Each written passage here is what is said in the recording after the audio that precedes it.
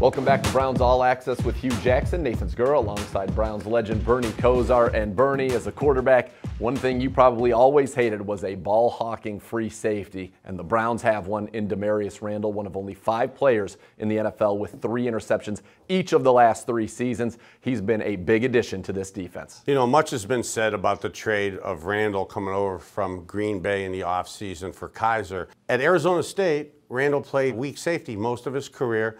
In Green Bay, out of necessity, played more cornerback. Yep. Now here in Cleveland, back to his natural position at weak safety, you could see that he's really flourishing in that. And I think, albeit the days at cornerback with Green Bay didn't go too well, I do think it helped his coverage skills and his hand skills, because it's not an accident when you have that type of consistency, having interceptions, multiple interceptions over multiple seasons in the NFL. Absolutely. And Randall, what I remember when we traded for him, I spoke with him. He was thrilled to be going back to his natural position, free safety, where he played in college at Arizona State. So well that he was a first-round pick in the NFL draft. Now, it's time for our player personality feature on Damarious Randall, brought to you by Fifth Third Bank.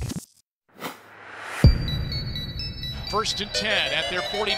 Back is Carr. He's throwing long for Bryant. Bryant up, and it is intercepted. And the Browns, Damarious Randall with a big pick. I'm the baby of 8 kids. Grew up kind of in a baseball-based family.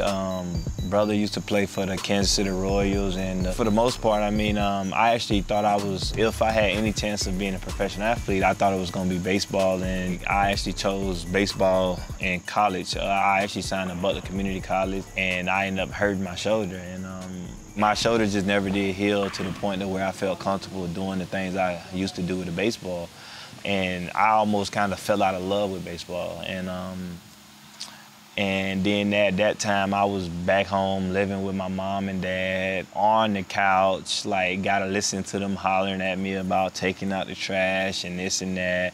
So I ended up, like, going to talk to the guys at the military, and I ended up taking the test, and I was about to go in the military. They actually drove us down up in the Greyhound bus to Birmingham from Pensacola, Florida.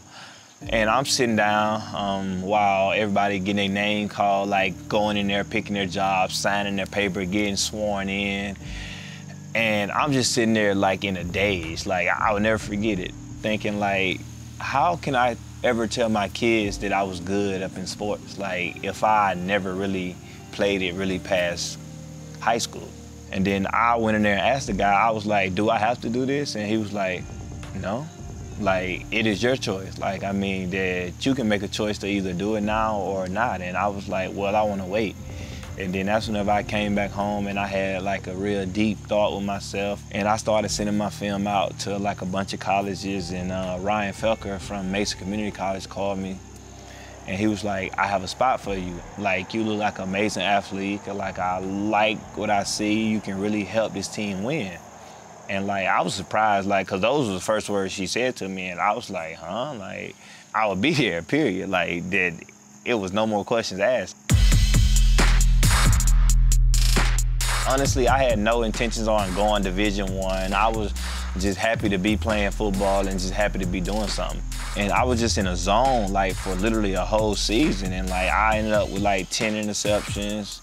Had like 7 or 8 touchdowns up on the season. And like, before you know it, it was like college after college, just calling, like just coming up to the school. And ultimately, I ended up choosing Arizona State over numerous of colleges after I went on visits and stuff. But I mean, literally, I went from laying on my mom's couch to a first-round draft pick.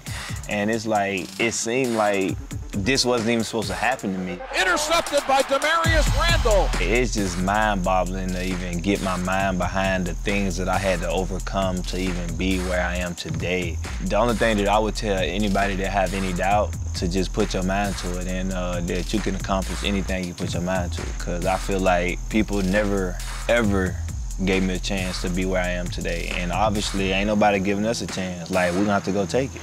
Damarious Randall has the ball, and he picks it up at the 46, and it's the Browns' ball. Well, how about that? Bernie learned something new about Damarious Randall, chose football over baseball. a decision you were once faced with. Well, I think that Demarius Randall is absolutely happy that he made the right decision. I'm not regretting the decision I made, and football's been really fantastic for myself and my family, and I think Randall's enjoying the fruits of his labor too, and the fruits of his decision. I got to tell you, there'd be a lot of sad people in Cleveland had you decided to play baseball and not football, so thank you for making that decision to be a quarterback in the NFL. Time now to get the latest in the world of Brown social media. It's the Social Minute with Allie, brought to you by Giant Eagle. What's up? I'm Allie Raymond, and this is a very special edition of the Brown Social Minute where we're featuring an avid fan on social media. This fan is Paul Brown, and not the Paul Brown you're thinking of, at @PaulBrown_UK. Paul is a native of London, England, and is a very avid fan of the Browns and shows it on his social media account. He posts Browns podcasts and posts videos almost daily from across the pond. Last week, Paul traveled all the way from London to Cleveland to catch the Browns taking on the Chargers in person at First Energy Stadium, and he made sure to document all of his journey. Are we ready to party? Here we go, parties, here we